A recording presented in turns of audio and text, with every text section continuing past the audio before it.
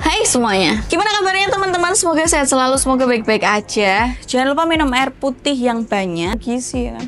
Makan makanan yang bergizi teman-teman, olahraga. Hari ini kita bahas tentang cewek-cewek lagi, tentang istri lagi. Pernah nggak sih kalian nemuin istri kalian itu diajak nge-seks oke-oke aja, tapi setelah itu dia kayak biasa aja, nggak ada happy-happynya, nggak ada perubahan yang signifikan. Padahal biasanya kalau misalnya habis keluar atau ganti oli itu kan kayak wajahnya lebih cerah, biasanya gitu ya. Pun keringetan tuh bukan keringetan yang krembis, tahu krembis nggak sih? Bukan keringetan yang buluk gitu loh, tapi keringetan yang kayak seger banget gitu, kayak toksinnya tuh keluar semua. Nah ini kok enggak gitu loh, padahal sama-sama keluar kalau dilihat, orang basah kok. Nah, aku akan ngasih tahu kamu sebagai seorang suami, ini alasan kenapa mungkin istrimu kok kayaknya ogah-ogahan, kok kayaknya istrimu tidak begitu menikmati 100%, kayak biasa aja, oh ya udah gitu ya, apa atau mungkin hubungan seks kalian kayak monoton banget, kayak habis nge-seks terus udah, habis itu kayak orang nggak kenal gitu. Kan aneh ya, harusnya suami istri nggak kayak gitu kan. Enak tuh kalau misalnya habis nge-seks, habis itu masih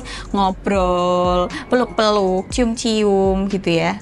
Ya kan? Nah ini alasan kenapa kok istrimu kayaknya mukanya lempeng-lempeng aja, kayak tidak bergairah, kayak nggak habis melakukan apapun.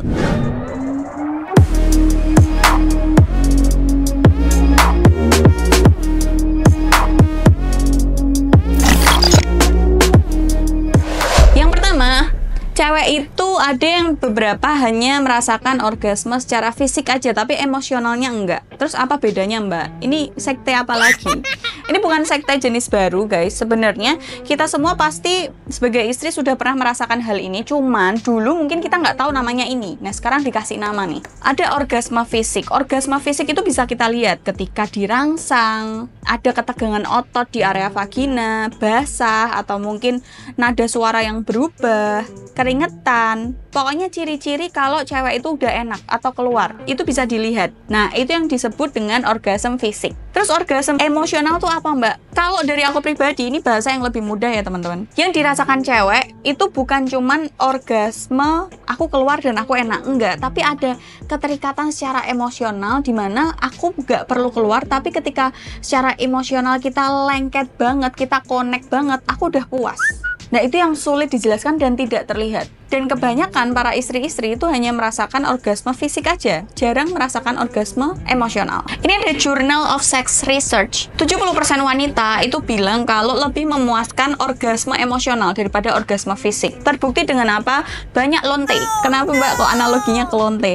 Lonte itu kita udah bisa lihat ya, semakin cepat kamu keluar, wahai laki-laki, semakin dia senang. Karena apa? Abis itu dia bisa melayani pelanggannya yang lain. Si lonte ini atau pecun ini atau apa sebutannya, terserah kalian lah. Cewek-cewek ini itu hanya orgasme fisik aja. Emosional apakah mereka terhubung? Enggak. Ya udah, mereka bisa fake orgasm, mereka bisa membuat-buat suaranya ah, oh, itu kan yang membuat cowok-cowok kadang hilang akal, terlalu keseringan nonton bokep. Jadi kalau ceweknya brutal, berisik gitu, berarti enak, padahal kan belum tentu. Mungkin menurut lonte-lonte manukmu hanya keri-keri tok gitu loh, tapi kan kamu ngerasanya kayak wah aku perkasa gitu kan, ya nggak?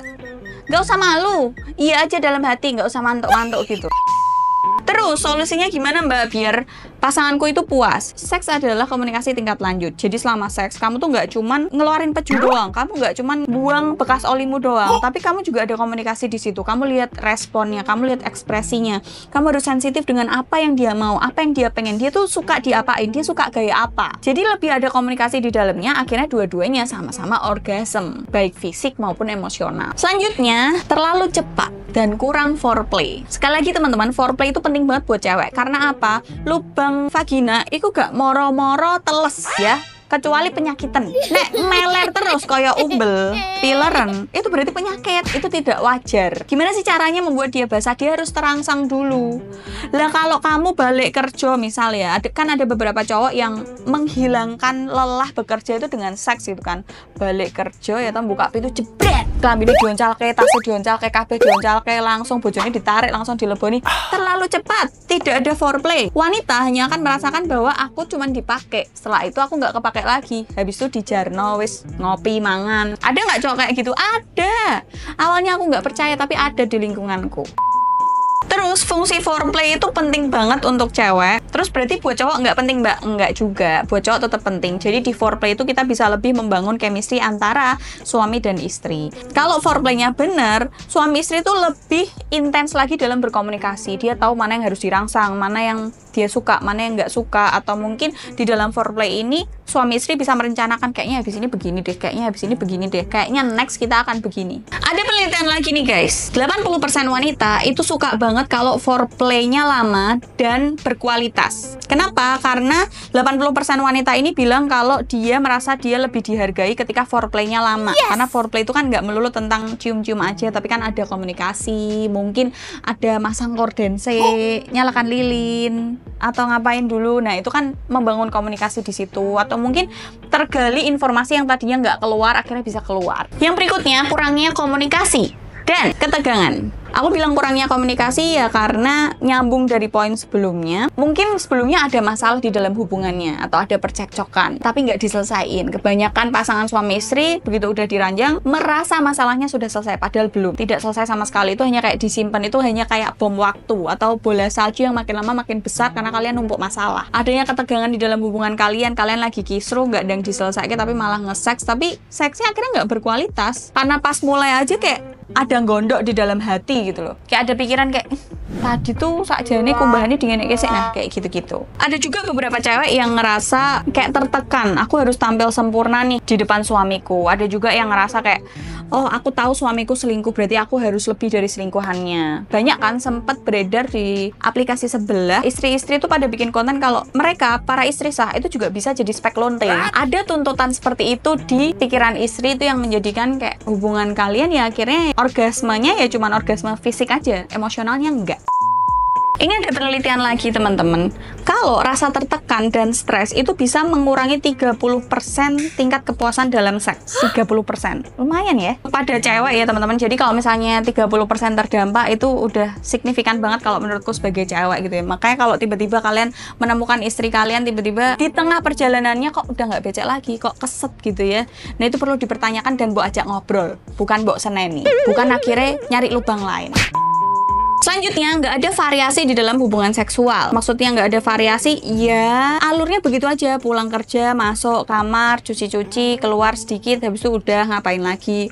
Monoton gitu terus. Dan istrimu di rumah nggak mbok sediain pembantu, apa-apa dewe, bermain mbok seneni jean, kok kemprot to jean, kok kembali orang mbok angkati, kok aku mbok kongkon-kongkon yang kayak gitu-gitu. Siapa tahu istrimu kalau mbok ajak komunikasi lebih lanjut, dia baru bisa ngomong kalau dia butuh variasi yang lebih. Mungkin dia butuh kita seksnya atau kita berhubungan badannya jangan pas kamu pulang kerja deh, coba kalau di pagi hari, morning sex gitu. Atau mungkin coba kalau nggak di rumah, sekali-sekali kita staycation berdua aja, anak-anaknya titipin dulu kemana, kayak gitu-gitu. Jadi mulailah ngobrol teman-teman. Solusinya dari poin-poin yang tadi tak sebutin itu adalah komunikasi. Kalian suami istri itu kan udah sah, kalian harus memulai komunikasi tingkat lanjut. Ngobrol dimanapun kalian berada, kalian tuh udah suami istri, ayo ngobrol.